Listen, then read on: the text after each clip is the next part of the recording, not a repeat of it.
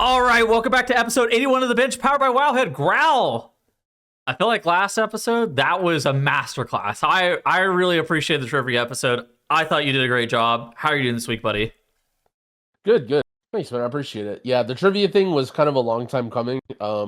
Unfortunately, our guest, or rather not guest, but he's not here, our co-host, Squishy, uh, he's a big trivia fan, and I know he really, really likes it, and it's like, he's usually the guy that puts it together, so I kind of thought this year, or this expansion, I'm like, okay, well, I'm going to do it, because at least Squishy gets to play, but yeah, I was inspired a lot by the Pointless series that Diona was doing, and I was like, every time I watched it, I was like, oh, this would work so well with WoW, and I kind of like had a little running notepad of like different ideas, or yeah, I have a lot of like other scrapped and like nonsense stuff too. So a lot of people suggested maybe doing it more often, and I wouldn't be against that. So who knows? I Maybe that think can be a recurring theme. I think difficulty of the questions was like fairly solid. Where every single question that showed up, there was like two answers I knew, and like I knew none of the rest, and it was not even close. Yeah, well, that's what I like about the Pointless one too. So I watched back at some of the other episodes of other similar game trivias. And like for instance, the Pod EC Jeopardy and some of the other ones. Mhm. Like Jeopardy is an especially tough one because if you have a category that kind of misses, it becomes very, very hard. And if you just like don't know something, like none of the contestants know something, it's like what the hell do you do? But at least with the Pointless one, I'm like, okay, what is like one or two Yeah. freebies? And then it kind of like creates this interesting dynamic of like, even if the first person or the first two people take the freebies, it's kind of like then it's funny for whoever has to go last because then he's like stuck. And Oh yeah, I shit! think Yeah. it was really, really fun. But I have some other ideas. I'm really glad it went well. I feel like there were some hiccups, but I learned a lot from it. And yeah, we'll definitely revisit it as the bench podcast in the future. I think that was probably one of the best received episodes of all time. Like, not even. Yeah, it turns out all you have to do is just put a video out as our podcast where we don't talk about resilient keys and add-ons and WoW, and then all of a sudden everybody likes it. So, Tettles, what's the topic of today's show? We got the prepatch to talk about today. So we do have the prepatch coming out, well, approximately right as you're watching this episode, probably a few hours after. We might proc a 24-hour maintenance. I heard about that in BC. Oh, actually, it was longer even, right? Wasn't it like a 35-hour maintenance or something like that? Yeah, it was brutality. So actually, What even so they did happened it with with that? all the, well, so they did it with all the anniversary servers, and as people know, I've been on kind of a hardcore binge lately. That's been like my login and do stuff when I want to play WoW. And because hardcore is on the anniversary servers, it's not Yeah. actually going to TBC, but it's in that server cluster. Yeah. Yeah, we were down for 30 something hours and it was like kind of ridiculous. But apparently they put out this big blue post explaining it, and they made a very big mess with the way that they did anniversary servers because they had a lot of other stuff going on. Specifically, I believe was WoW returning in China, and also the development of the new like Titan servers and SOD were all going on at the same time, and they kind of like had this weird intermingling of things that they've just been kicking the can down the road, like, yeah, we'll fix this eventually. Like one funny thing with hardcore is sometimes things would bleed into the servers that weren't supposed to, specifically with Season of Discovery. Like there's instances of the battlegrounds queues got mixed between Season of Discovery and normal classic. Mixed? And so people would, yeah, and so you would queue in, and there would just be people in like Season of Discovery, like Black Fathom Depths raid gear, and like all these spells that don't even exist Some in your fire battlegrounds feral. fighting you. Yep. Mage Jesus. healers and shit. Yeah, it was really, really messy, but it seems like they got it fixed. I don't know. I'm not. I mean, I've been playing WoW for a while, but I haven't been around that long. I cannot think of a maintenance that's that long ever. Like to me, that was I've the never seen biggest one that maintenance long. ever that I've ever seen. The maintenance that's like notoriously longer. There was one maintenance that was like with Warlords of Draenor, where basically the servers were down for 72 hours on launch of the expansion. Oh, But jeez. I didn't even play through that. Like I didn't start until like a little bit after that even. But I think that's like one of the most notable ones. But holy moly, I was surprised to see that the servers were still down after whatever 36 hours or whatever. Crazy. Yeah, it definitely brings into consideration that they're re-releasing TBC now. And on one hand, you want to like meme on them and be like, what are they doing? But on the other hand, like there is hype and people are excited. Like, Is that even what if people there's want? no content to be had, well, it's not what they want, but just the fact that how exciting new games are, or new servers, or new hype is cool. Like, I don't think, okay, I'm not saying TBC is a bad game, but it's not new, right? Like, nobody can even pretend like there's any nostalgia or it's new or anything at this point, because the third TBC that's come out. Yeah. I guess it's just funny to think about how a lot of playing an MMO doesn't even have to do with the actual game. It just has to do with the community and what's going on. And like, it sort of is why you ever see like all the excitement around like a complete dog shit MMO where everyone's like, oh, this is going to be the WoW killer. And like, I don't know, even if the game sucks, like anything is still fun to play for the first month, right? Yeah. I don't know, it's kind of been got me like hankering a little bit for not WoW, but just like, you know, the new MMO experience. But luckily we have Midnight coming out, which will give us at least a little bit of a taste of that. Yeah.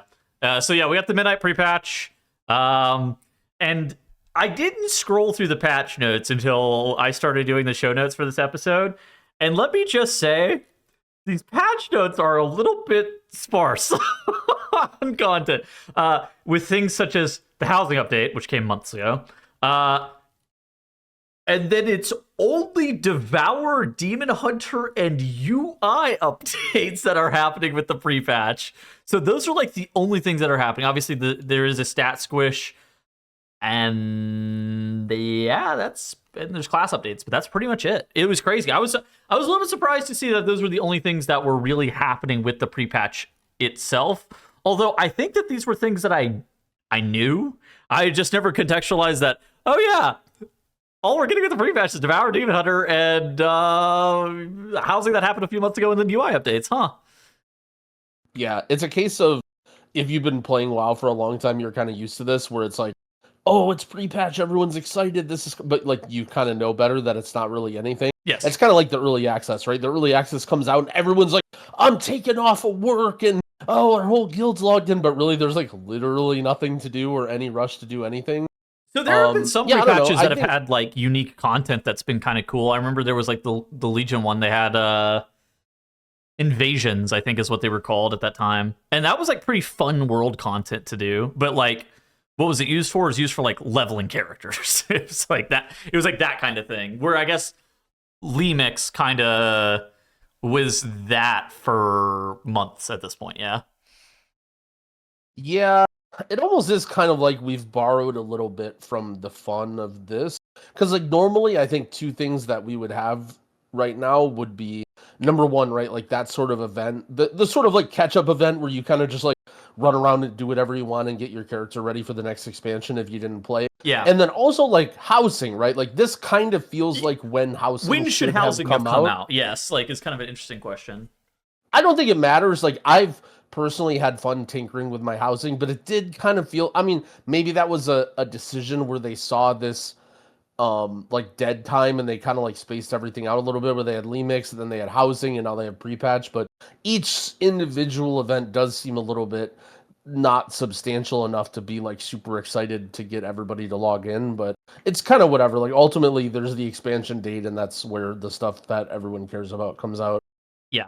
Okay, so some of the stuff that's happening. Obviously, we got add-on changes. I actually saw this tweet by Ellismere today, where it's not a bench episode if we don't have some add-on discourse, where he says, my best advice for pre-patch is to actually not install these 500 new add-ons everyone is recommending straight out of the gate. Play with base UI for a few days, tweak what you can, and then get that close to what you want, as close as possible, and then add one add-on at a time to fill in the gaps.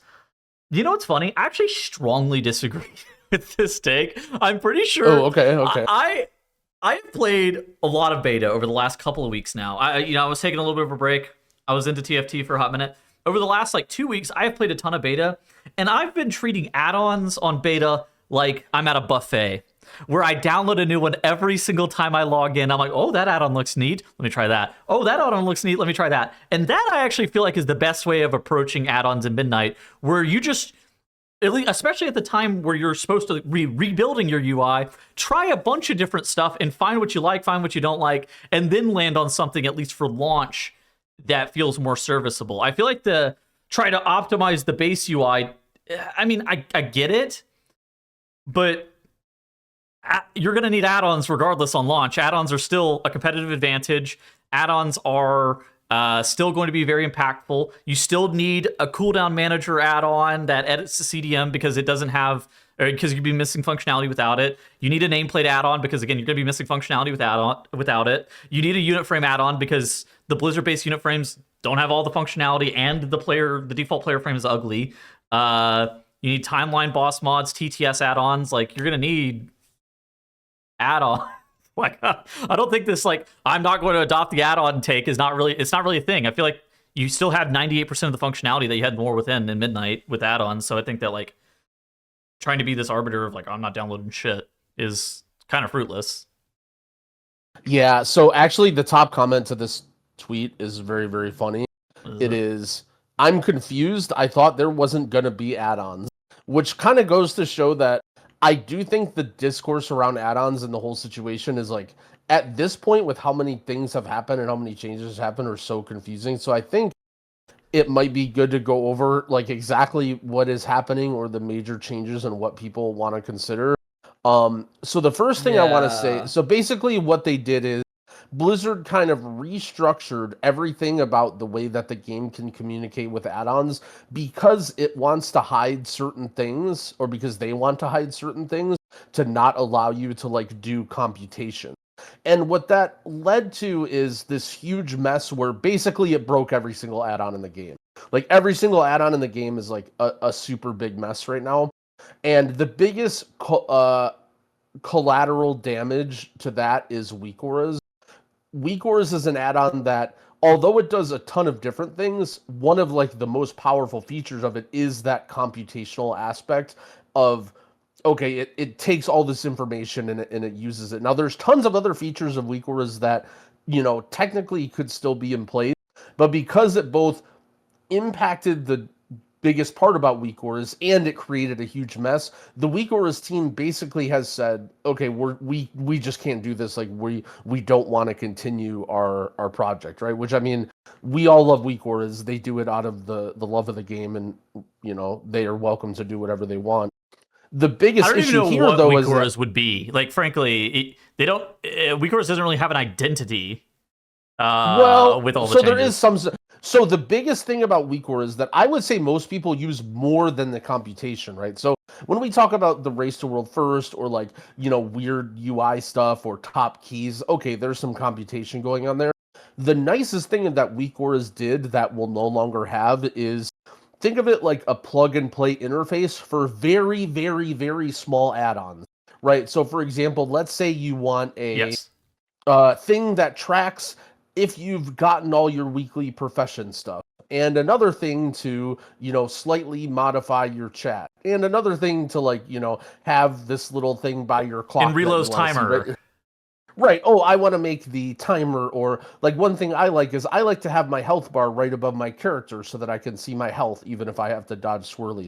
All these little tiny things in the game that you could consolidate into one add-on is very annoyingly gone right now because of this, you know, weak auras leaving.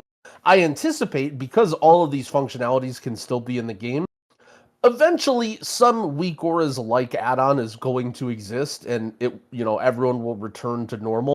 But right now it's a very big pain period because your weak auras you may have had 10, 20, 30 different weak auras, and a lot of these things are going to be individual add-ons. Like, one example, funny enough, is the targeted spells weak aura.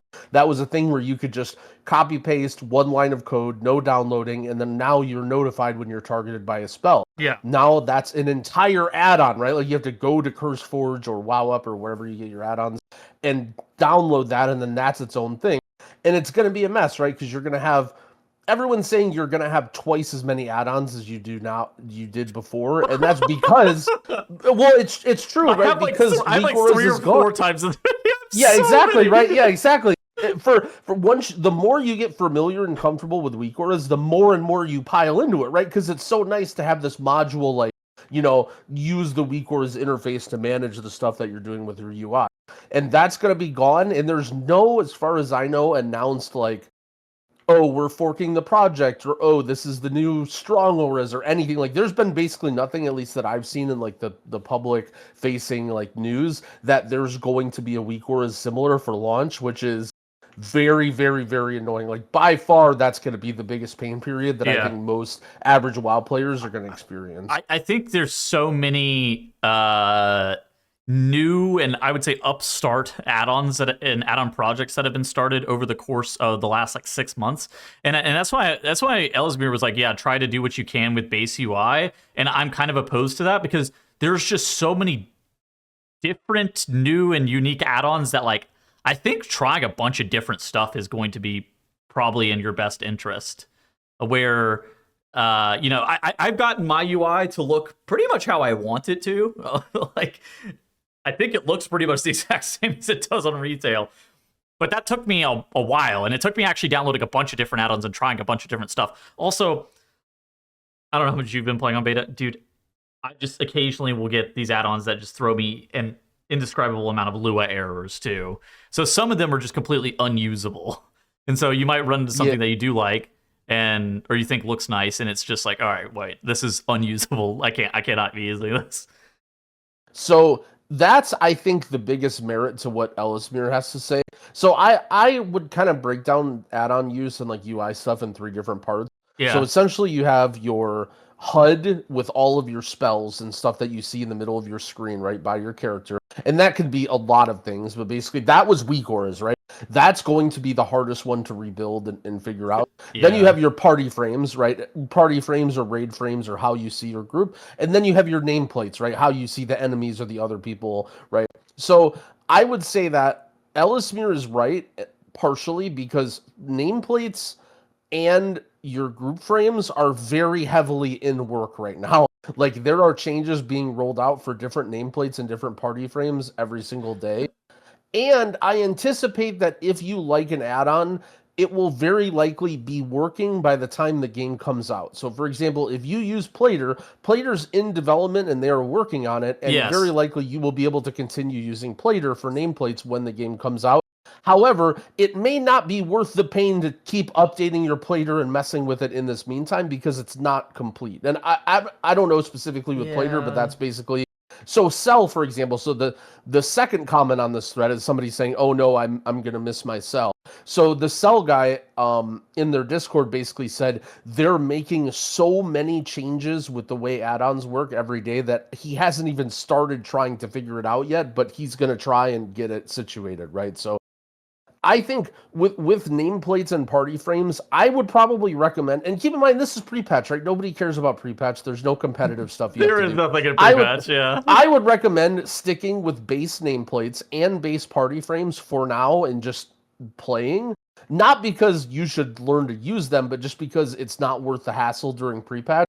And focus on making your middle HUD UI the way that you like it with whatever new stuff is available. So now basically, instead of weak auras, what you're going to have is add-ons that modify the cooldown manager, because the cooldown manager in-game is functional, but it's very bare bones, and it also aesthetically isn't very good looking. There's limited functionality with it, I think is the best way of describing it.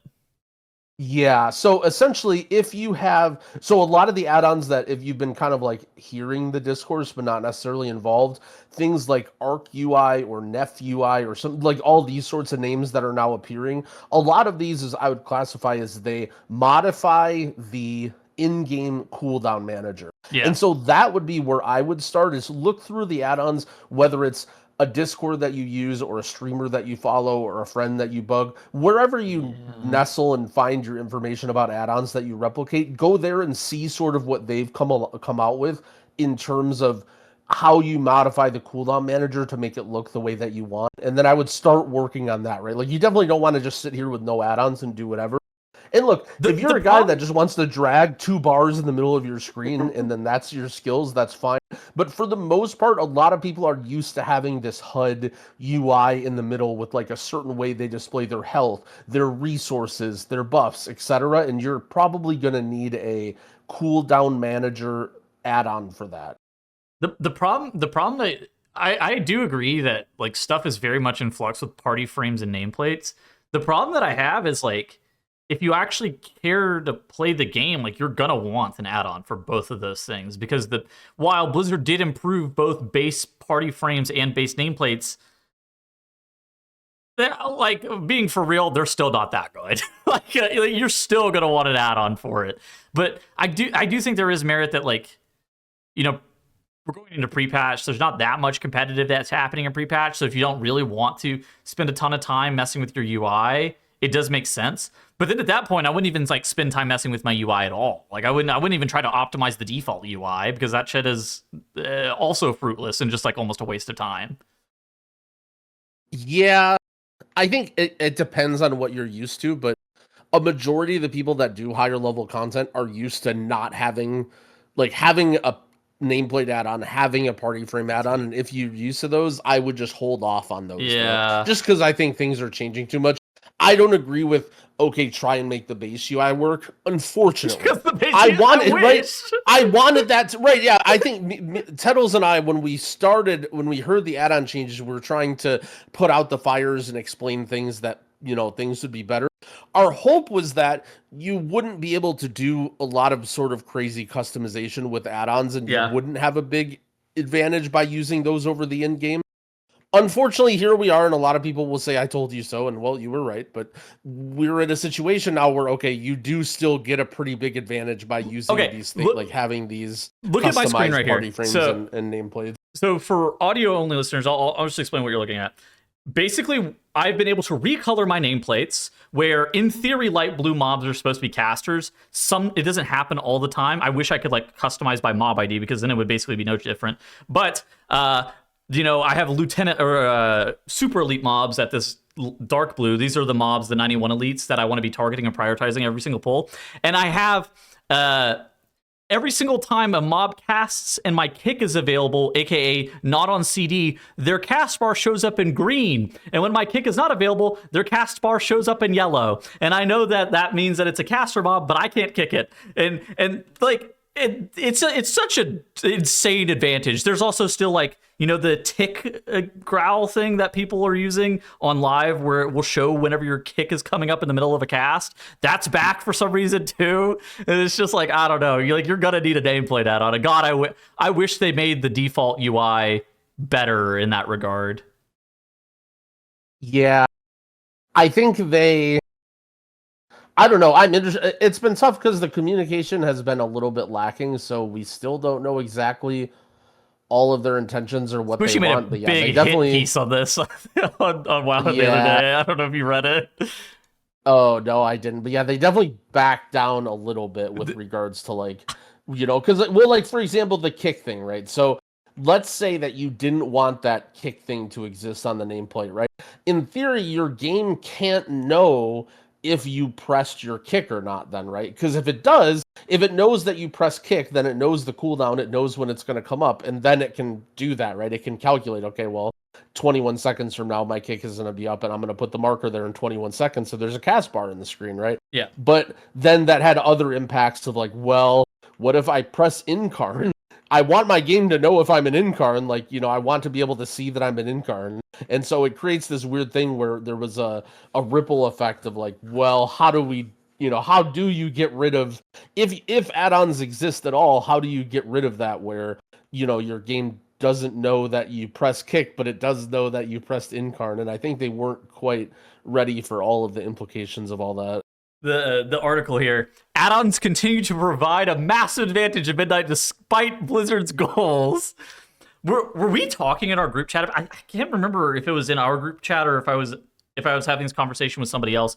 I think it was Squishy who was like, it really kind of comes down to what is a competitive advantage from add-ons, and it's like that is the nuance that I think was, everybody kind of has their own idea as to what competitive advantage is whenever it's related towards add-ons. Because for me, I think of a competitive advantage as like anything that gives me an advantage over basically the default UI, like any tangible advantage.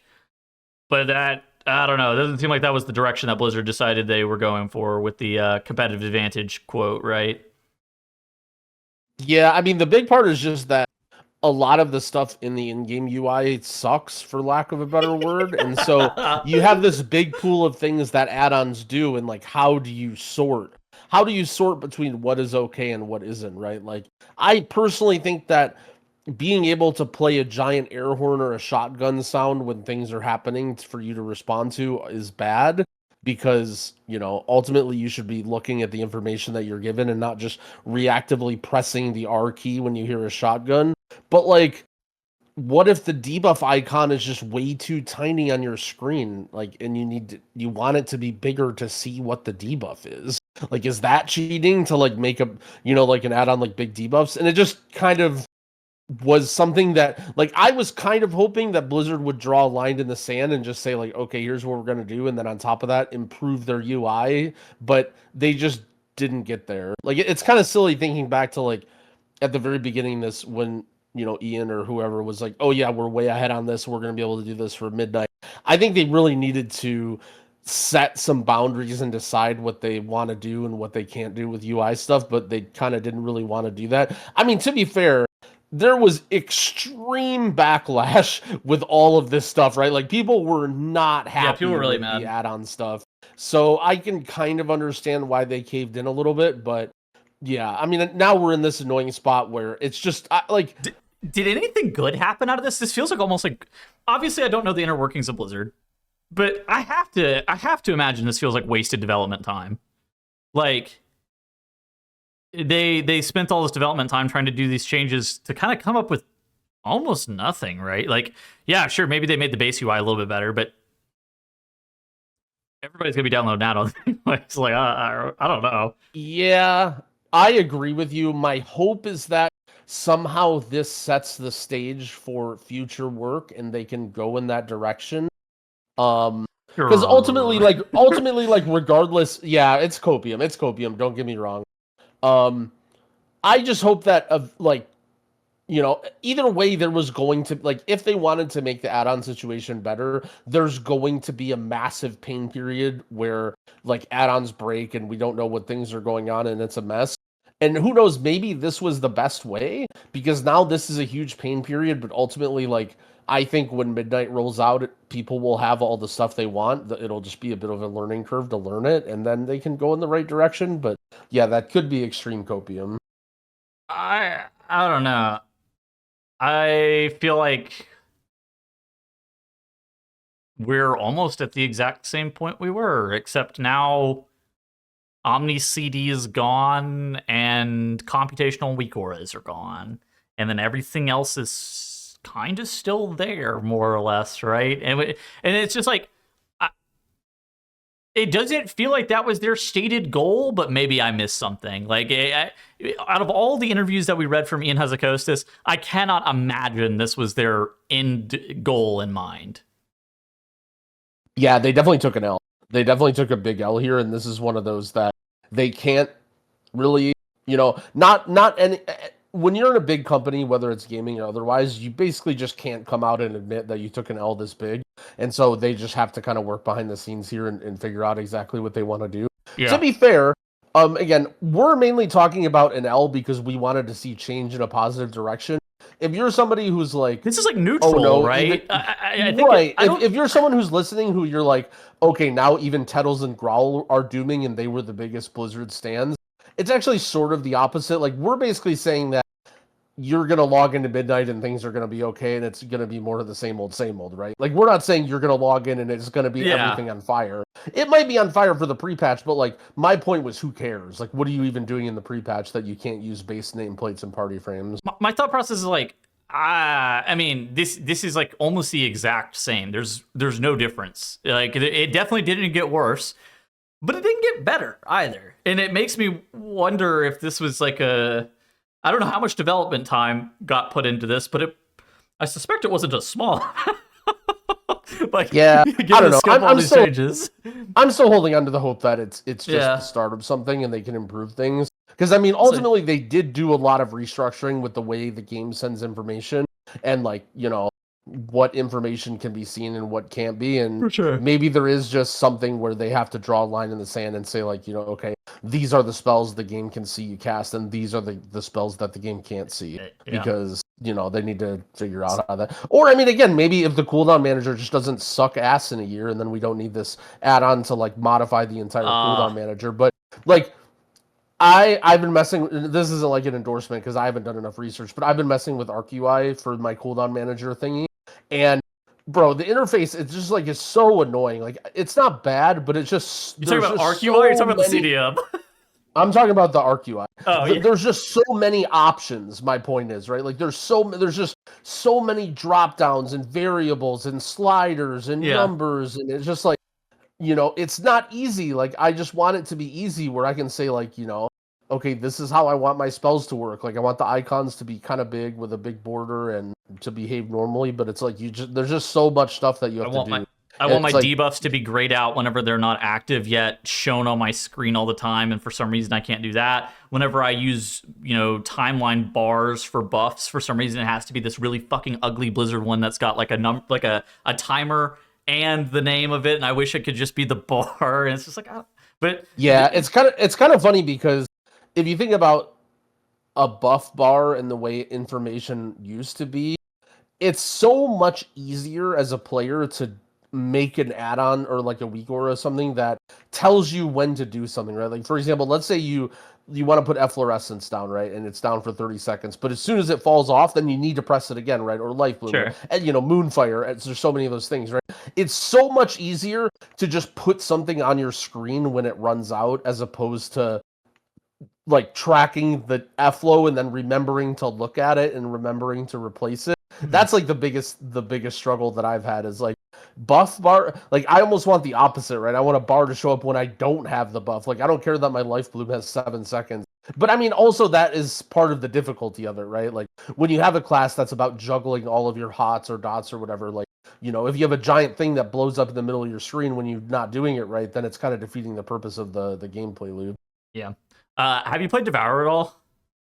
No, but I've been in talking with people about the class, and so I'm like vaguely I'm pretty familiar with what people think about it. I haven't played it at all. What's the read on this? Like, what's the popular sentiment? Because I've seen on beta, they don't do any damage, but I think we're like 2 very large class tuning segments away from launch. So whenever I'm looking at damage on beta, I'm taking that with a complete grain of salt. What's the common sentiment in terms of the gameplay loop on Devour? So aesthetically first, I personally think most people will like it. Like I think it's probably one of the more anticipated like things where people just want to play it because it does look cool. In terms of the gameplay loop, it feels like it leaves a little bit to be desired, and it almost feels like the game is kind of like pushing you to not like right now the balance of the talents and the way certain talents, especially the more interesting ones, just aren't really there. Yeah. And you kind of end up playing a more simplified build where you're not really you're not really thinking as much or having as many buttons to press, which I mean that might be their goal. Another thing about Devour Demon Hunter is a lot of it comes down to like the way you manage your resources and using your big like stars, I think they're called. Collapsing star, you're talking about? Yeah. Collapsing stars.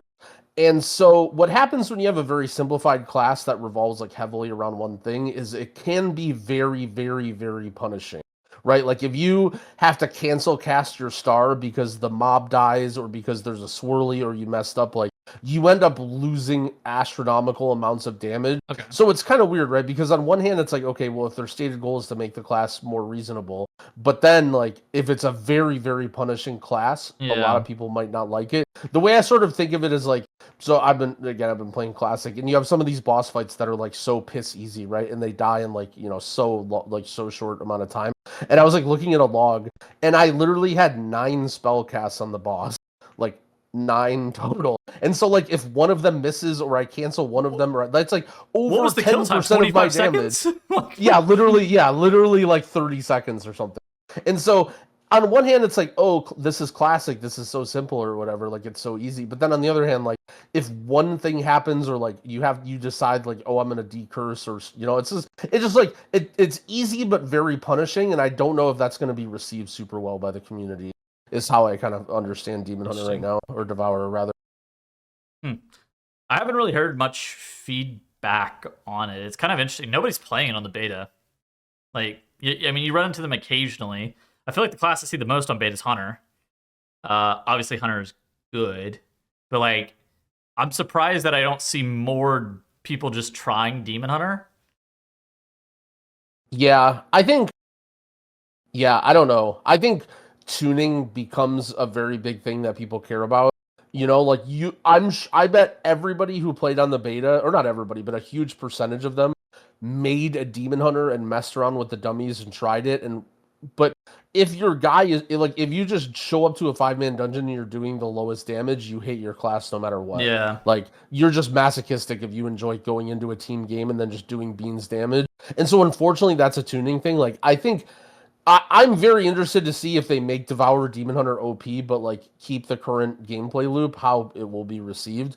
I'm not sure. I mean, personally, I haven't heard that many great things about it, but again, we have time to iterate, I guess. Dude. Like, it could have to do with the current talent build that people are playing as well. Like, I think basically there's a lot of talents that involve this like jumping around, sort of like go into melee and then do a spell and then fly backwards, right? And none of that is like works very well or does very good damage, and so you don't really see people playing that stuff, and you're mainly just like sitting in range like a dev evoker, kind of just like spamming your rotation, like trying to manage your resources, as opposed to like enjoying the movement of Demon Hunter, which I think is like was kind of the purpose of the class. Dude, look at the title of this video by Jedith. He said, "Devour Demon Hunter disaster averted. Blizzard acts now." Oh no! I just laughed when I saw it the other day. Yeah, I'm not sure. I'm interested to see how people receive it, but considering how cool it is aesthetically, it's kind of a red flag that a lot of people are not that excited. I've seen some people be like, I enjoy the gameplay loop, but it's a little bit slow at the beginning of a pull and stuff like that. But yeah, especially for lower keys, that can be bad as well, right? Like classes that you can just mash your buttons and do a lot of upfront damage are usually easier to pick up and more fun in lower keys. Yeah. And so any class that's like, Shadow Priest, or even like Moonkin with building up your dots can be less fun to play as a beginner player because the packs die so fast. They could turn them into Illidan Incarnate, then everybody's like, oh my god, the spec is goated. Yep. It's kind of just how it works. All right, so that's everything that we have to talk about with the pre-patch. Good news. That's it. So we have a couple of other things that have happened this week, mostly related towards the beta. Great Vault reward scaling reverted to +10s on Midnight Beta. We talked about this a couple episodes ago, where basically the TLDR is Blizzard was giving additional item levels on gear. So basically you'd be able to get all the way up to Myth 4 out of 6 as the absolute cap if you were able to do all the way up towards 18s. Now, on the beta, Blizzard's reverted this, basically straight back down to 10s. I ended up making a video about this. I'm really interested in your thoughts. My general confusion is to like, why did they revert this? Because to me, it's kind of simple. Like, I think if you're doing higher level dungeons, you should get better gear. Now, should you get better gear from the end of dungeon reward? Probably not. I don't think that, like, I think that most people, whenever they talk about Mythic Plus, they're like, yeah, you should get better gear if you're doing high level keys. That makes sense. But like, I don't think it should come from the end of dungeon reward. And then, but I do think it kind of makes sense to kind of give a crest discount. You're able to still get myth track pieces even if you're doing 10s. But if you go above and beyond and you're doing 14s, 16s, 18s, I do think a crest discount makes sense. And so them kind of walking it back, I was a little bit surprised more than anything else, because it kind of mirrors what we're seeing from like Salhadar and Dimensius from Raid. And I kind of wish that they would have doubled down on that, where it was like, okay, yeah, the crest discount, that's the advantage that you get by pushing higher level dungeons. What's your kind of read on this? Well, so this exposes a little bit of a problem with the way the WoW community handles news, especially with things that are coming out, and why I kind of like, again, try and why I try and put out the flames and have people worry less. So Blizzard never said anything about this, right? They never stated goals. This is what appeared on the beta that everyone was reported on and said this is a thing, and same with the crest, right? So the crest these increase are all just iterations of things that Blizzard. Well, the crest increase, okay, for instance, the way gearing works, how like it takes more crests the higher the thing or whatever. Like all these things, right? The way that the vault has been improved. These are just things that appeared on the beta, right? Like these aren't things that like Ian Hazzikostas came out and said, okay, this is how it's going to be in Midnight, and now they're walking. If it's on the beta, it's likely to be intended, though, right? Like I think that's kind of. I mean, it's assumed. intended, like it's not an accident, but it's also not something that they're ready to say, like, this is good, this is what Sure. we want, right? It's just something that's, on their mind that they're considering or thinking about. So again, when this stuff came out, it's not like, okay, this is 100% how it's going to be. If anything, they may even do it on purpose to fish to see what people think, right? They may put it on there, say nothing, and then that way, like, okay, now let's look at the public discourse about it. Hopefully they don't read the Wowhead comments because nobody deserves to read comments.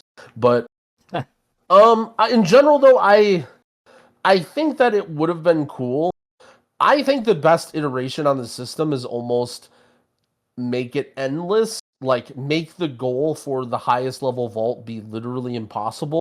That way, everyone can kind of set their own goal for what they want and feel like they're improving over time. Yeah. That, you know what I mean? Like, I feel like whenever you mark, like, okay, 18s, this is the best vault, right?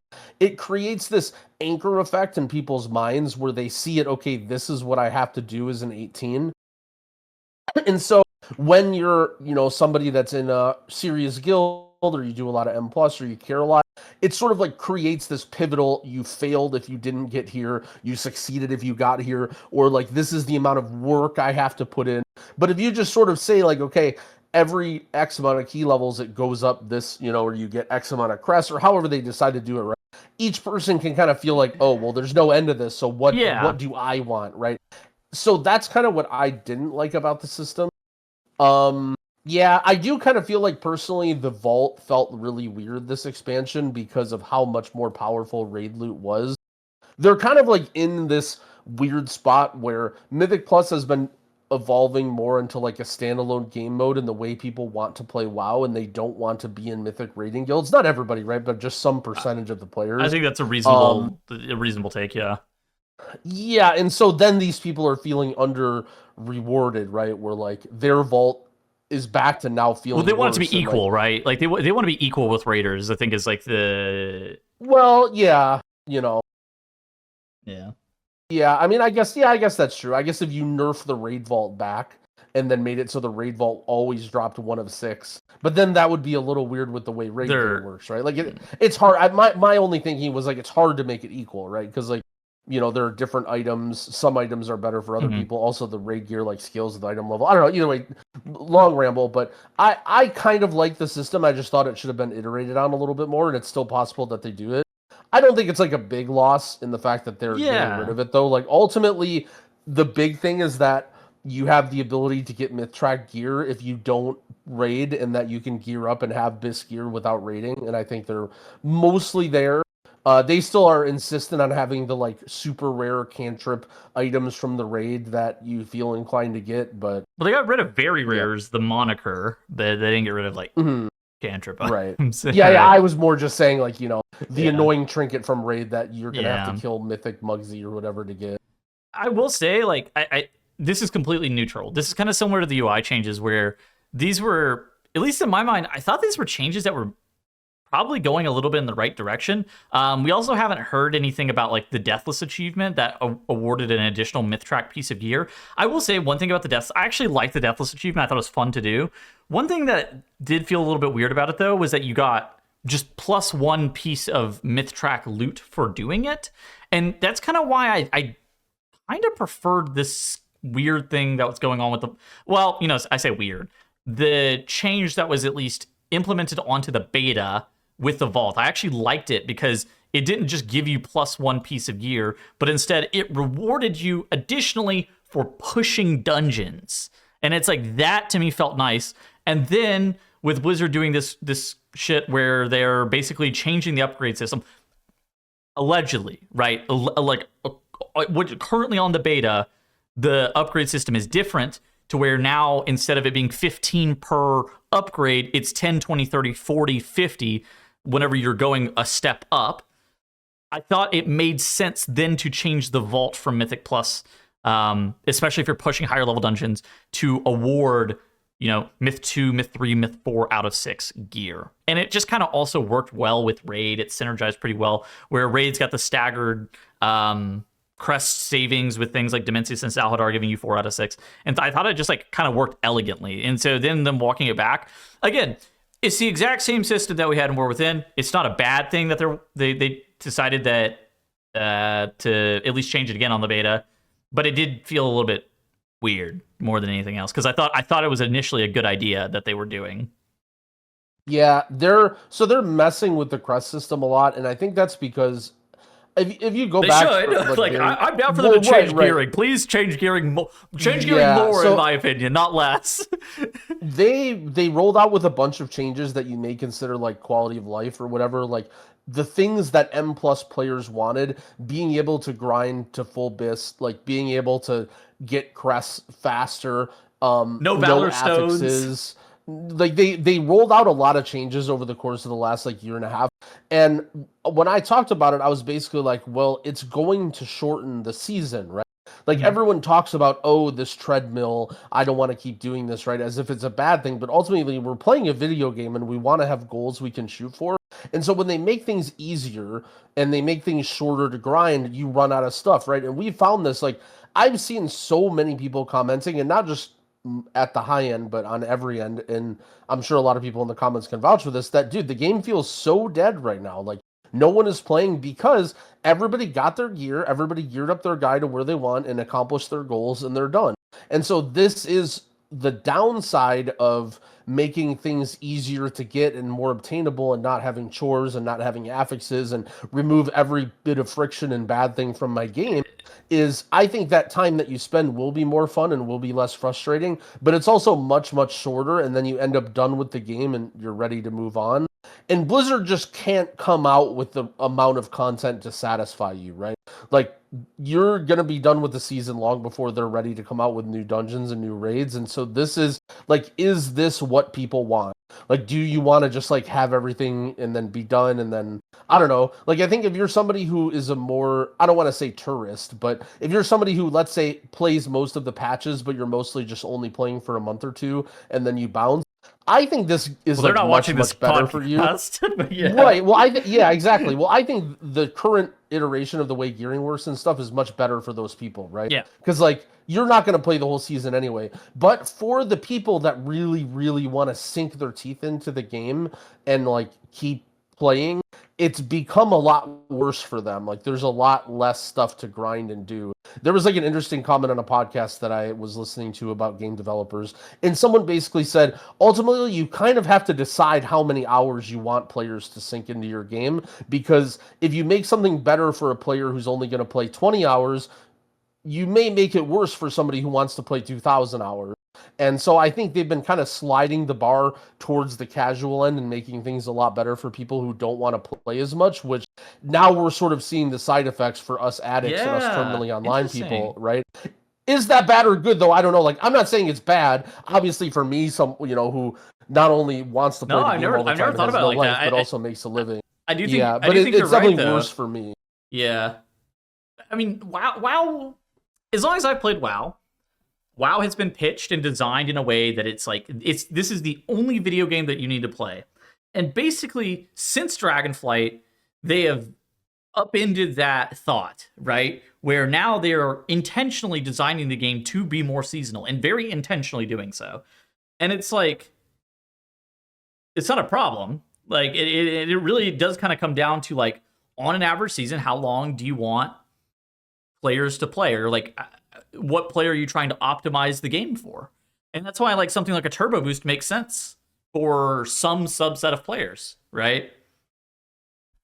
Yeah, exactly. And it, like, you can kind of just, like, that's almost kind of like throwing a bone to the people that want to still play, right? Like, we're talking about I can't think, Dinars and turbo boosts and stuff. Like, that's them kind of trying to, like, keep the people that really want to play for the whole season and kind of, like, give them a little bit of a carrot to, like, keep going. But ultimately, a lot of the like shifts in design and the way the systems work really, really favor somebody who wants to hang out for a month, try the patch, and then leave. Which, again, I'm not saying it's good or bad, right or wrong. It's just like a preference thing. It's something that, they just see probably that much more people are enjoying the game that way versus people like us who, like, okay, I, get done with whatever and I'm ready to play WoW and I log into the game and I'm just in Yeah. town, right? Like it's literally just like on my screen all the time because I'm always logged in, and then, I don't even log in with an objective. I just know I'm playing World of Warcraft today. I think it was either Taliesin and Evitel or Preach. I think it was T&E. I was like watching a video of theirs back in Dragonflight, and they were talking about Dragonflight, and they were like, "This is the best expansion, like the most fun expansion that I've played in a hot minute." And they were like, "This is one of the worst expansions to be a content creator for." And it's like, yes, and I think that really does hold true, because it's like, yeah, I mean, Dragonflight. Okay, I didn't like the War Within that much. I thought War Within was like okay. I thought Dragonflight was a really, really, really fun expansion. Less great to be a content creator for. But I think it, and I never really sat down and thought about why until exactly this conversation where you just gave me like a brain blast where immediately I'm just like, holy shit, now I get it. Right. And like you can do it crazy too. Like thinking about classic WoW. Part of the reason like the older games were people got so hooked or so addicted to them is because they were designed to be that game where you could play it for 2,000 hours. Like, yeah, like RuneScape is a great example of a game, and like it's a more single player game, but ultimately like RuneScape is a game where if you're somebody who wants to sit down and play a game for 10,000 hours and ruin their life, done. Yeah. Yes, like that is great for you, right? It's not to say the game can't be fun if you play it more casually, but like, the more you set goals for yourself and the more you accomplish things and do stuff, the better and better RuneScape gets, right? It's like a drug or whatever. Yeah. It feeds into itself. Yeah. Kind of an interesting thought experiment though. But yeah, I mean, it's not even a problem. It's just kind of the way that the game is designed ultimately. Now it's kind of like the position that Blizzard's moving the game towards. And, gearing should be designed to reflect that. I think that we kind of all agree with that. My take on the last couple episodes of the bench is with gearing is, I think that gearing feels too bland and they should try to push it to feel more unique and interesting. And I think that hopefully still would align with their goals of what they're doing with like player retention and like the seasonality of the game and whatnot. Because I think more so than anything for me right now, gearing just kind of feels boring. But yeah. Yeah. The nice thing as well for the sweaty nerds is there is a lot of gameplay that is very, very difficult, right? Like it's, even though it's not necessarily a big time sink, like end bosses of Mythic or very high keys are insanely hard and take a lot of like repetition and practice and networking. So it's not to say there's nothing. Like there's, they just sort of changed the way we're like, if you want to dedicate your life to World of Warcraft for whatever reason, a lot of it has to do with more like the being good at your class and having like a solid rotation and making consistent decisions rather than do you log in for 14 hours every day and grind everything and become stronger than everybody, which is kind of like how a lot of RPGs were in the past. Yeah. It's sort of like more in line with games nowadays, just respecting like, having good technical skill and doing the things that you need to do like in quick succession properly without mistakes, rather than did you kill 500 spiders in Silithus this week or whatever. WoW players want to play WoW. I think is the best way of describing it. It's like, yeah, every single World of Warcraft player wants WoW to be like just so addicting in the way that the nostalgia goggles work, right? Like where everybody wants to feel... that's the whole argument about why people want like they almost want that shift to go back, right? Like they want WoW to be turbo easy. They don't like that the end game attention is on, Twitch reflexes and being really good at and being in a crazy good guild. And instead they just want to log in and kill spiders every day, which that's kind of what it was back then. Like, I'm not trying to say that to like belittle that. Like, I fucking love logging in to kill spiders every day. Like, I play classic hardcore. It's just two different things. Like, it's what does being high end at the game mean exactly? And that's changed a lot. And I think that's where like you see people who formerly used to be very high end players in WoW now aren't, and everyone kind of laughs at them like, oh, this guy sucks. He couldn't do Mythic Raid, blah blah blah. It's like, well, what high end was different way back in the day, right? Like he networked and he played a shit ton, and that's what made you a good player. Didn't have a job. It's like, yeah, all of the high qualities you want: playing all day, not having a job, not leaving your PC, not showering, knowing how many spiders must die. Yep. Okay. Gearing news is over. Now, other news we got. There's actually a new affix that is available on the beta for lower level dungeons. And basically what Blizzard is doing is adding a new affix to levels 2 to 5. It's called Lindormi's Guidance. And what it says, while Lindormi's Guidance is active, certain non-boss enemies will be affected with the temporal sands, visually highlighting them and reducing their health and damage done by 5%. Defeating these marked enemies will fulfill 100% of the enemy forces count and then provide a basic route throughout the dungeon. Additionally, the affix also prevents player deaths from reducing the timer. Our goal with Lindormi's Guidance is to help players learn a reliable dungeon route while they're still getting comfortable with the season's dungeons. I think this is making tanking easier. This is a huge topic on our pod consistently, is how do you get more people to tank? And this is, I think, they're not to say like their big effort at it, but it's definitely that this is what this is, right? Can they add this into like, can I mark mobs myself and then they start to highlight them in the base game by chance? Is that possible? Yeah, it's funny that you joke, but that's my exact thought of this. That's what I thought whenever I first read it. I was like, can I just have this? So first of all, I think that it's a good idea. So let's say my friend is getting into the game and he's new and he's tanking and he wants advice. He says, Growl, I'm doing low keys. Where do I find good routes? What advice would you give him? He's looking for routes specifically? Literal like 2s, 3s, 4s. He's like, what do I do? I want to tank 2s and 3s and 4s. I would tell him genuinely just hold W and go from boss to boss to boss, and you'll probably get 100% enemy forces. It's very unlikely. Exactly, it's right? very Don't unlikely overthink it. Like, the timer isn't tight. There's no mobs that are going to be overly demonic. You're in a 4. Just hold W, right?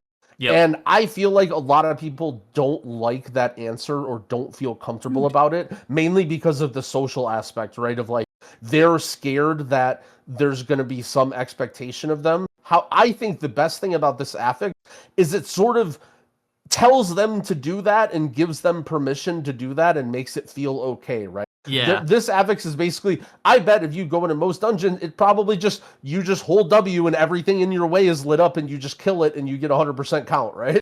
People thought I was kind of crazy during my Zero to Hero video that I talked. I was like, I didn't really route anything. There was like a couple of exceptions where I would do something that's not like straight up hold W. Almost every single time, I was just holding W, and people were like, well, I thought that from like high-end play, routes would translate the best. And it's like, yeah, they translate the best in the sense that I know what 100% enemy forces is. I'm not pulling a knight and a mini-boss together in Priory of the Sacred Flame. I'm not playing the same route that you're going to play in like a high-end dungeon. Instead, I'm literally just going to hold W, and we're probably going to have counts, and sometimes I miss counts, but like also it doesn't really matter. Like, but I do think that a term that you used was like mental block. And I think that that's what most people actually have towards routing. They kind of get in their own head more than it actually matters, right? Like even if the route is bad, in most instances, you're probably still going to time the key. Right. So I love this affix for that regard. I think it's a very clever way to give everyone permission to just hold W and pull mobs and you know what I mean? Like it nerfs doesn't it make the mobs like slightly weaker? 5% damage and health reduction or something? Yeah. Yeah, so it basically just gives you permission to hold W and just kill the stuff in your way and to feel okay about it. So I love that part of it. I think again, like many other things, it needs iteration. So the first problem I have is, okay, we're talking about my friend that just started the game and is playing tank, right? What about my friend who plays DPS, got all the way up to 12s, and now he wants to learn tank, right? You don't really want to go into a 2 or a 3 or a 4, right?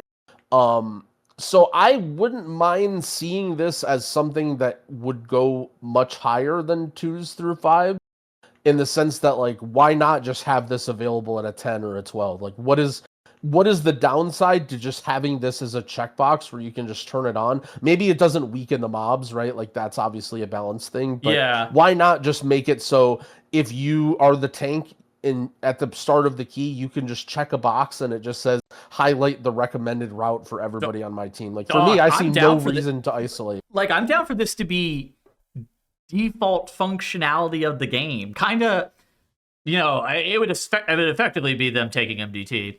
But, like, I wouldn't mind if MDT got somehow integrated into the map, right? Like imagine you walk into the dungeon, you press M, and you're looking at the map, and you're able to click on the mobs, and then it highlights those exact mobs, and it will tell you like the percent that they're going to give you and whatnot, because they're allergic to count, but like, you know, it'll tell you the percent that each mob gives you, and then you can create your own routes too. But also, there is just a default recommended one. Like I don't see a reason that this couldn't just be a really good addition to the game. Just like the base game. Yeah, no, that was my, I don't want to call it a hottest take, but that was my probably most controversial thing is I think that this could be built out for all game, like all levels. I hope so. To be able to customize and import. It sounds like a lot to think about, but again, like I think, you know, talking about quality of life and pugging, people are like, oh my God, I need my kick tracker, blah, blah, blah. Do you know how nice it would be if you could go into a pug as a tank and number one, you highlight all the mobs so your team knows, right? Okay, Bubbles isn't highlighted, so the tank is going to want to skip this. Oh, Bubbles is highlighted. Now I need to make sure I save CDs and kill it. Alternatively, if you're a tank and you say, okay, here's my route, and then the DPS is like, blah, blah, blah, that route sucks. We got to do this. This is the Yoda route, whatever. Well, the tank can say, okay, throw it in. And the tank can throw in the route, like get a general idea, but then all the mobs are highlighted and the tank knows exactly what to pull. And he's just like, you know what I mean? But now if a DPS linked a tank a route and then the tank literally has to remember every single fucking mob and what to pull and how to do everything.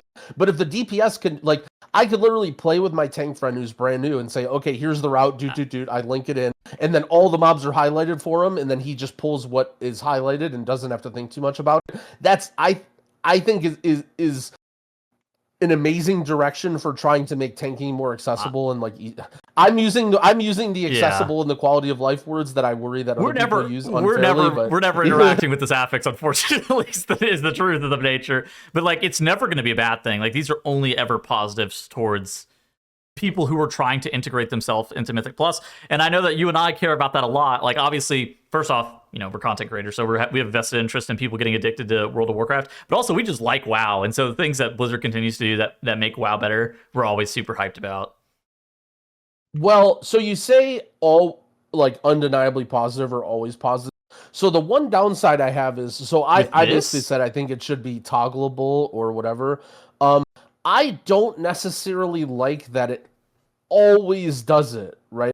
Like, I think if you want to play the game in such a way where you're exploring to see what the mobs do, this is going to create some weird friction in lower level keys where, like, so okay, like what if the recommended route is bad? Like, what if it tells you to go right in Mysara's Caverns whenever you'd rather go left or something like that? Is that kind of what you're saying? Yeah, or what if you just want to see what's left?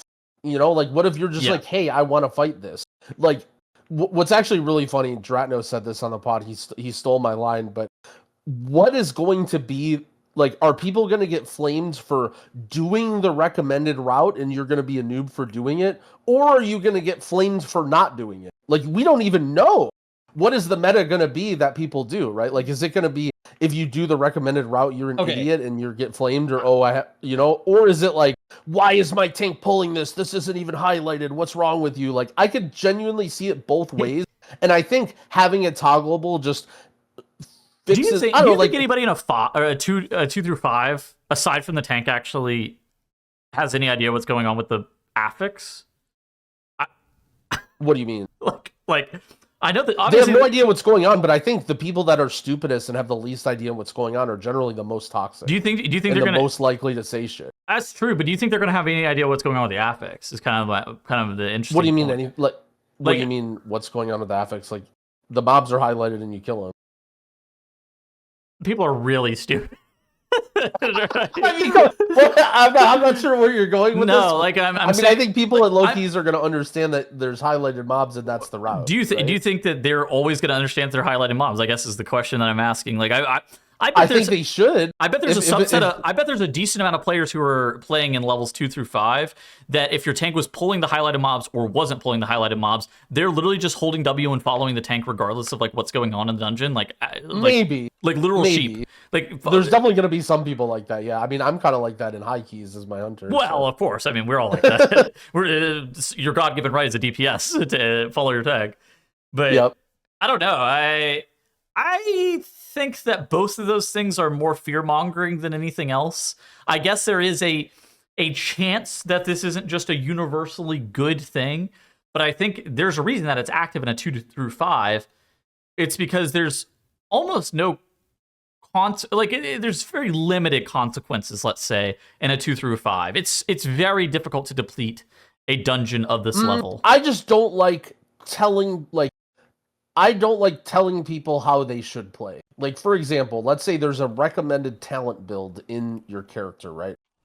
I have no, like, that's good, right? Like, I think having a recommended talent build that if you want to say, okay, just pick my talents for me, that's good. Yeah.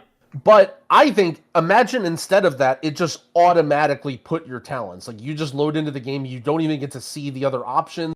It just puts your talents in, and you just, like, you have to go out of your way to change the talents. I don't like that. Right? Well, isn't that why it's suggested talents, right? Like, yeah, well, yeah, exactly. This is like the suggested route. I mean, I guess there's advantage to yeah, but I'm saying that if you want the game to hold your hand, then you should have to tell it to hold your hand. Right? Okay. I have no problem with that, but I just don't like it forcing you to do, like, to the default where if you're in a 5, it just highlights these mobs and it lets your whole team know that this is like what you're quote unquote supposed to pull. Like, I don't know, if you're a tank and you want to pull other shit, like, more props to you. Like, I don't know. I don't like that the social impetus of, like, this is what you're supposed to pull and telling people that they're supposed to pull that. 1 to 10, because I suspect you're actually optimistic on this, but you're coming off as a pessimist. 1 through 10. 10 is like, I think this is like sunshines and rainbows. 1 is I'm dooming. Where are you on this affix? I'm pretty high. I'm like an 8 probably. Like, I think it needs iteration. No, yeah. I'm not dooming about it at all. I literally said at the start that I thought it was great. I think the biggest thing. I know what you. I would say I know, but like I suspected that you were very optimistic for the viewers about it. Who hears Growl. Oh no, Growl's hating on the new player affix again. He hates new players. Okay, I understand. Yeah, thank you for translating my. This is me just talking about what iterations. You think you're like an 8? Yeah, and mainly I think probably a 9. I think it should be a toggle, and I think it should be available to more than just 2 through 5. And I think it would be a huge win. Yep, I think I'm about a 9, and I think we're all in the same agreement that holy shit, I wish this was more available and more customizable to use outside of just this affix. But that's so funny. You're just like preemptively reading the comments of the people. Growl hates new players. He wants to turn this affix off. What is he thinking? It's like, that's not at all what I'm saying. When you just said a bunch of negative stuff in a row on something that I know you think positive about. It's just like, okay. Yeah. You're thinking about an issue from both sides. How dare you? Pick a side. All right. That's all we got for this week. Let's move on to... Oh, wait. Actually, you got the Zorthas Resilient Key video, don't you? I forgot about this. Yeah. This got added to the show notes. So that came out basically right before last pod when we did the trivia. And as much as we wanted to stop the trivia to talk about Resilient Keys, we just held it off. But I do think Resilient Keys are right controversial. I can just basically go over it and what I thought. So Zorthas, who's like a high-end Aussie player, I believe, he's been like doing a shit ton of beta. He's been like really on the content creator grind. So I've been keeping an eye out. Oh my god, sure when DK is dead. He did a poll on Twitter, which obviously his Twitter following is going to be extremely biased because he's a high-level player, about what people thought about Resilient Keys. And the main takeaway I have here is just that when you look at the very high key range, people doing 18s to 20s, people overwhelmingly do not like them. And when you look at the lower levels from like 12 to 15, people overwhelmingly like them. Yeah. And I think that sort of hammers out my thoughts on the system and how the area that Blizzard should look at going forward. I think that making them not work at a higher level is a little bit of like a lazy solution, like, oh, it stops at 18. But again, it's like, it goes back to what I said about gameplay, right? Like Resilient Keys, if you're someone who's more casual, who only has X amount of hours per X amount of time to play, you appreciate not having to do homework because you want to challenge yourself. But if you're somebody who wants to play all day and grind against the system, you end up running into a really unfun gameplay loop and being like, this sucked. And so I think that I just want them to think about more about our side of the people who want to dedicate our life to the video game and like think about how they could make the system better. Yeah, I don't know. He had a bunch of other questions. He had some other stuff about like Grimbatol versus Priory. Do you have any thoughts on anything else he talked about? I swear I think Grimbatol's way harder than Priory still. Yeah. He basically said what I thought, but it didn't make any sense. Was basically like Grimbatol just felt like more unfair and there was more gotchas where you just like die and deplete the key. Whereas Priory felt like everything was outplayable. It was just so freaking hard.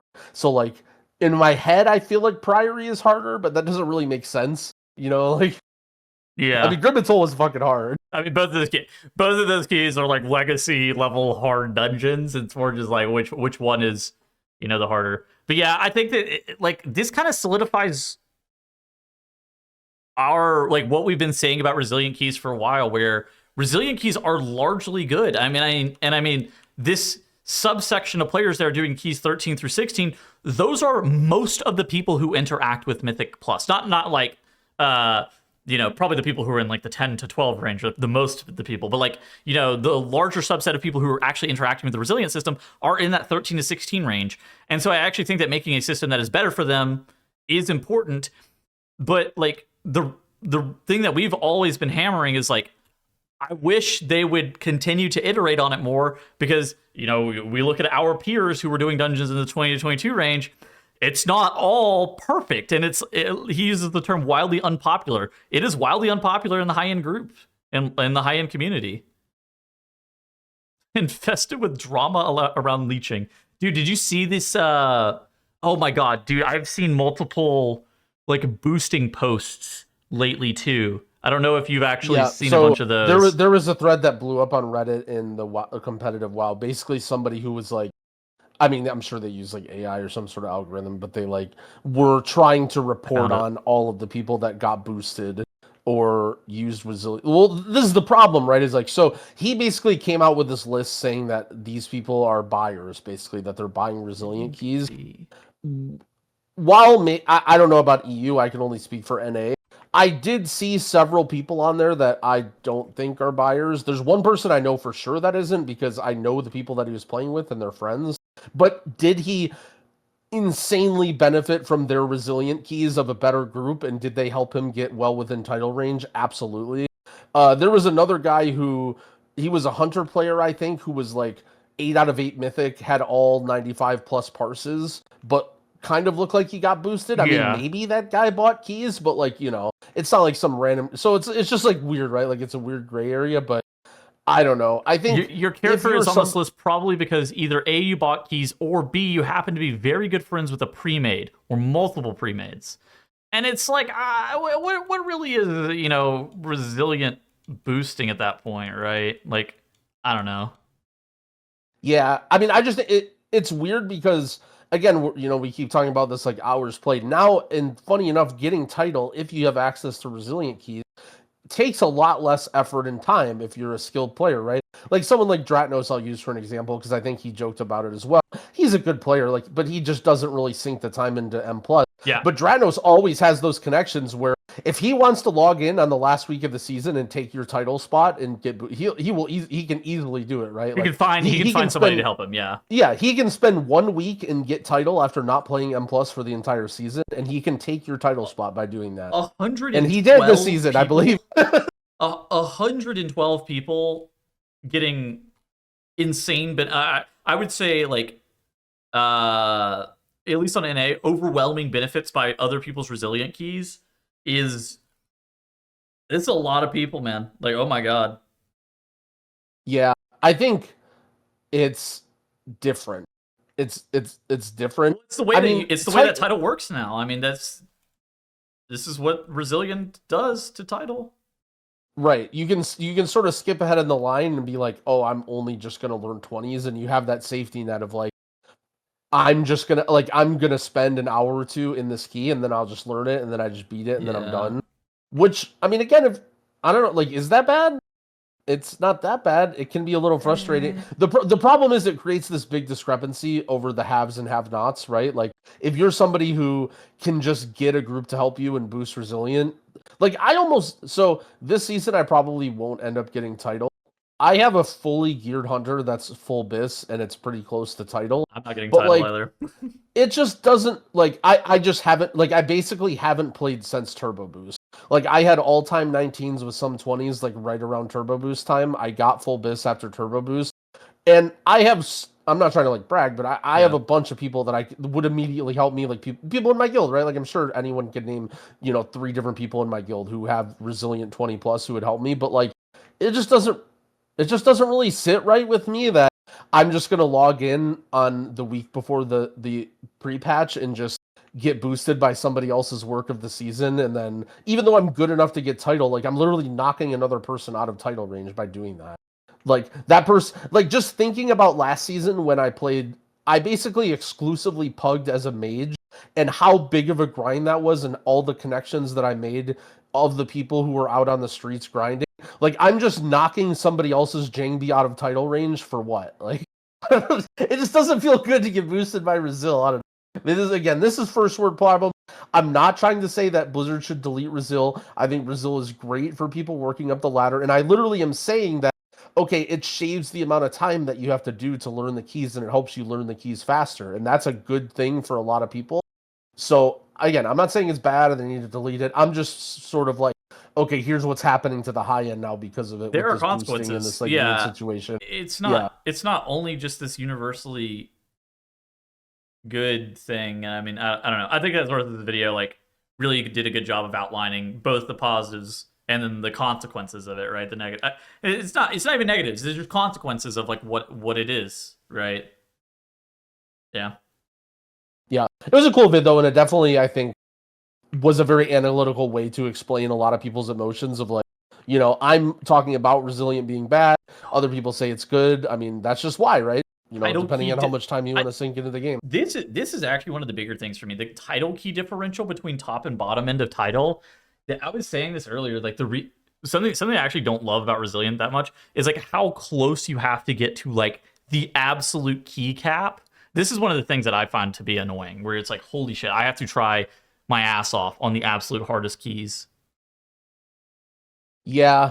Oh my gosh, I'm not subscribed like to Zorthas on the Bench's YouTube channel here. He can have a second sub for me. Another sub. I get in trouble with that a lot when I'm like on a random account. But like 2 accounts. Yeah, I definitely... It created a more textured experience of like, you know, oh, I have this really hard key, but this not really hard key. Nowadays, it's like, how many days have anybody who's pushed high keys spent in prison doing X level Priory or X level Floodgate over and over and over and over again, right? Because you're just like, okay, I have the Resilient, I just need to hammer this out. As opposed to just like, hey, maybe we'll try and do a 21 Ecodome, but instead you're just slamming your head into 20 Priory because, like, it might not even be the easiest key, but that's just the gameplay loop now. Yep. Okay. I feel like there was something else that was key related too. I'm trying to remember. It like whizzed by my mind for 1 second. About it, not like a change, but like something in the community. I don't remember. It'll come to me after we turn off the pod. But I'm trying to think, was there anything that I saw this week? It was. I want to say it was like a community thing or like a video or a Reddit post or something about. Dang it.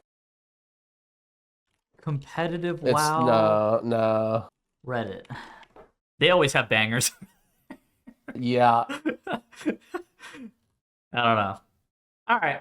All right, that's all the content we got for this week. We are going to be doing some Q&A, though. If you want to have your Q&A answered, tweet @TheBenchWow on Twitter or DM that Twitter account, and you can have your Q&A asked on the show. First question we have this week is from Cameron.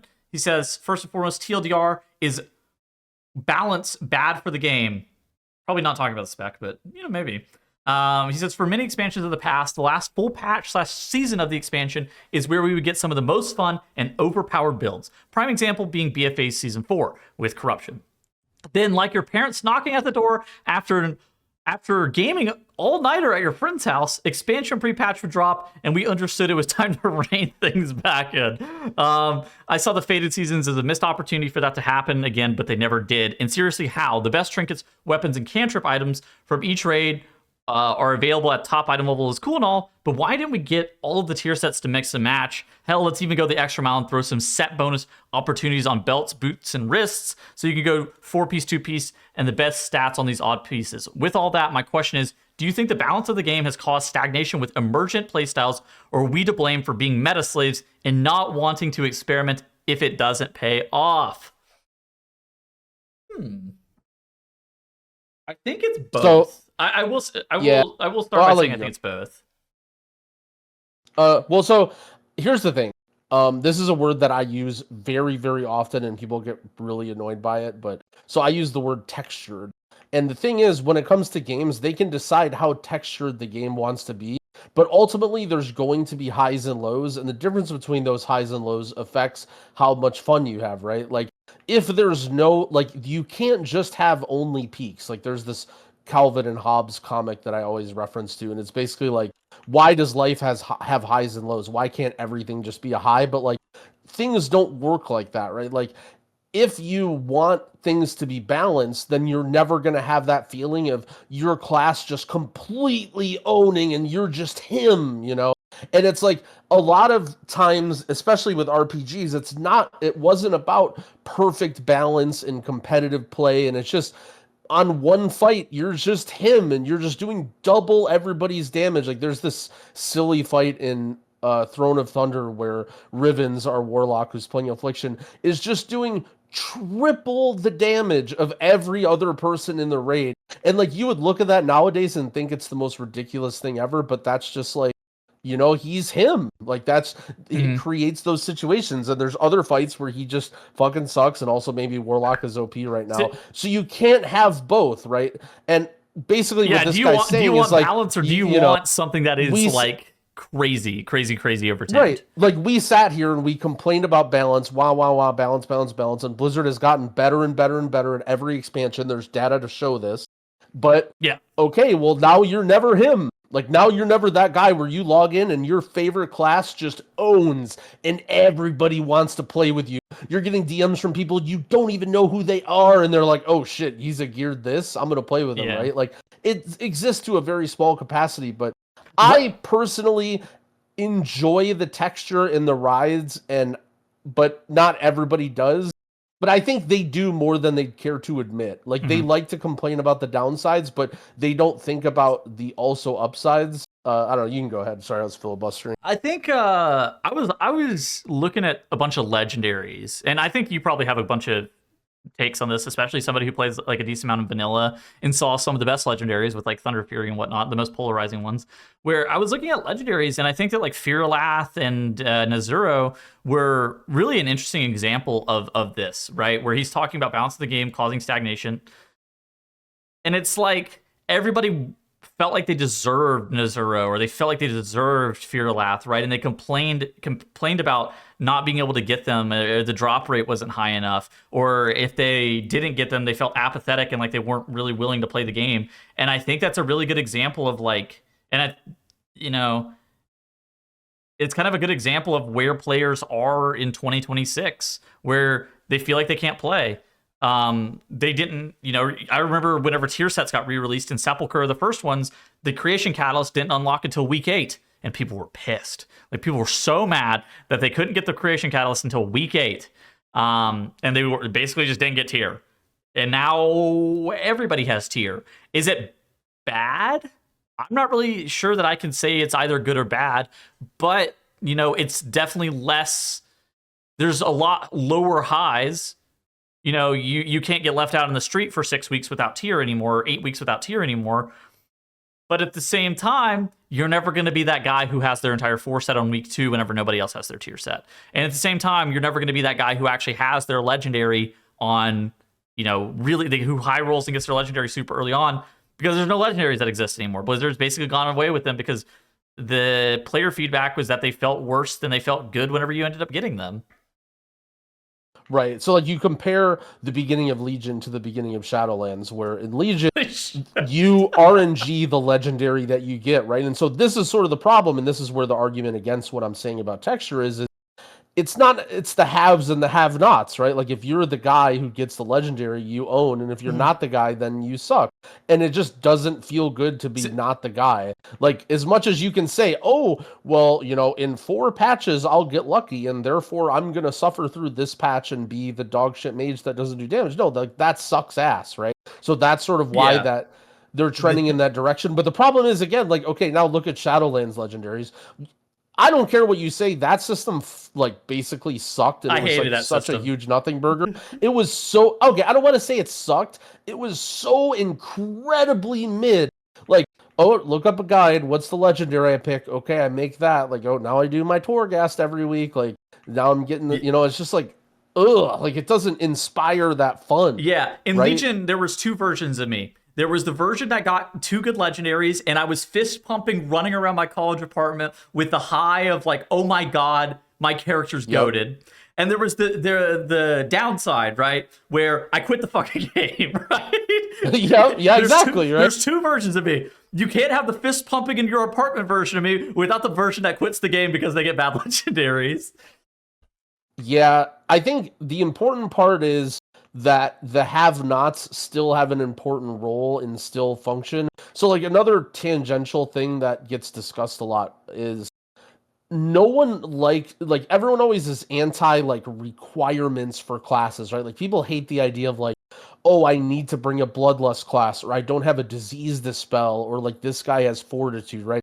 But ultimately, some of those things do like, okay, well, you're a have-not, but your class is still very important for this, or what you bring is still very important, so we're going to bring you anyway. Yeah. And so the system of have and have-nots, like Classic, for example, right? That's like an extreme example of like, okay, warriors are insanely OP, mages, like, oh my god. Well, okay, let's not say mages, let's say warlocks, right? So warlocks basically do 0 damage compared to warriors in Classic for raiding. In Classic, but for context, specs will do quite literally 2x the amount of damage another class does. Oh yeah, you're owning as a warlock if you're doing half the damage of your best warrior. But the thing is, warlocks bring valuable things like curses and soulstone. I play hardcore, but soulstones and health stones and summons, and it's like it's very important that in a textured system you feel like you're still bringing something and you're needed, even if you aren't the lucky one for that pack. And that's where it becomes very, very hard, and where a lot of these systems have failed or felt bad is like, everyone re-rolls to rogue because rogue is really easy, but then like if you're the have rogue and you have your item or you get whatever, you're invited, and if you're not the have rogue, it's like, well, you're not, like, no one cares about you and you're just like not even invited and you don't bring anything. Note tier. It's a it's like a very difficult, delicate balance to get as a game dev. But I think that what the question asker is saying, what I really like, is that this is a unexpectedly dangerous road to travel to try and make everything super mid and everything super balanced, because then you lose that magic out of what games are about, It was it's the day 9 comment of, you would rather your game be polarized than everybody thinks that it's okay and be apathetic about it, right? Yep. You would rather have some people love it and some people hate it than everybody be like, yeah, that's fine. Like, you would really rather people feel super strongly. And it's kind of, I don't know, it is a dangerous path. I agree with the commenter. I don't know if there's necessarily a good answer. I suspect that the answer is somewhere in the middle, where Blizzard has to be able to manage fun with RNG, and but at the same time, I think the have and the have not comment that you keep iterating on is the correct way of approaching it. But it's a delicate balance that Blizzard has to figure out. It's cool that people are seeing that, though, right? Like, yeah. I felt like an asshole during Shadowlands in BFA. I mean, I always feel like an asshole because I'm sort of the devil's advocate guy of like trying to explain the downsides of the things that people aren't thinking about. But like now, hopefully everyone's like, I'm not saying the game is worse or the game was somehow better in BFA, right? That's not at all what I'm saying, but like something is always lost, right? You don't Very just Rares get versus something for Dinars. nothing. I think Very Rares versus Dinars is like a good example, like of modern game design. Like what was that high like if you got a very rare item on week 1 versus like what is the does it feel good whenever you use a dinar on a piece of gear and you're like right, yeah, like, and it's like you then you look back at like other, not even just Classic, right? I keep saying Classic because I play it, but other games, right, of like people popping off and they like jump out of their chair and they're screaming when they get something, right? Like you can't like imagine you log in and you get your dinar and then you buy your dinar trinket and then you do that, right? Like that's ridiculous. Yeah. Because it just doesn't, that's not how it feels to have that happen. But there are some things in RPGs in the past. But again, I keep going back to this because it's important to think about it. There are those things, but they're now accomplishments and achievements, right? When I did my first Priory 20 last season, oh my god, I was so happy. That was like, was it a relief a little bit? Yeah. But or like the world first race, for example, when you clear Mythic Raid, like everyone knows, okay, the nerd screams of when a guild first kills Mythic, and it's not just the race to world first. Your guild can be world rank 242. When you kill Demencius, you're popping off, right? So it's not like these pop-offs don't exist in retail WoW, but they're so much more like about execution and gameplay and reflexes rather than luck or grind, which they used to be about is a design change. I mean, they really were about gear for a really long time. It's kind of interesting to think about. Yeah, I mean, there's a guy who died in hardcore the other day, and he posted some screenshots of like his memory or whatever is him saying goodbye. And one of them is literally him with all of his guild sitting there with one of the guys who got Thunder Fury. Like, it wasn't even him that got the Thunder Fury. It was just somebody in his guild, and everyone like sat there and took a picture of somebody getting an item. Like, that's how huge getting that item was. It was like the whole guild is in a call together. Like, yeah, we got one sword on this Thunder one Fury. Guy. Yep. Yep. Well, I think that was a really interesting thought experiment, Growl. Yep. All right. Any final thoughts before we conclude this week's episode? We did a pretty good job yapping about nothing. Yeah. I said an hour. We got an hour and a half, so that's not bad. Yeah, that's what I thought was good. Basically, I think a big thing is we wanted to do a pre-patch episode, but it's not out yet. So I think this will be like the pre-patch where we talk about we talked about what people are to expect and what's going to happen, and then next week we'll talk about what actually happened. What am I titling this episode? I don't know. I'm sure you'll figure something out. Pre-patch waiting room. I don't know. Dude, I just don't have it in me to title it about add-ons.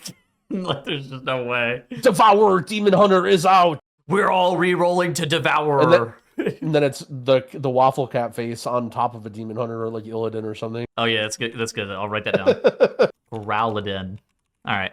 GG's. GG's. Later, guys.